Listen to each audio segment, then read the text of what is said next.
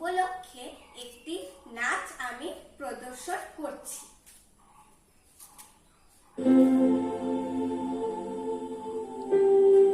প্রথম আদি তব শক্তি, আদি পরম উজ্জ্বল জ্যোতি তোমারই হে গগনে গগনে। তোমার আদি বাণী বহিছে তব আনন্দ, জাগিছে নব নব রসে হৃদয়ে মনে। তোমার চিদাকাশে ভাতে সুরজ চন্দ্র তারা, প্রাণ তরঙ্গ ওঠে পবনে।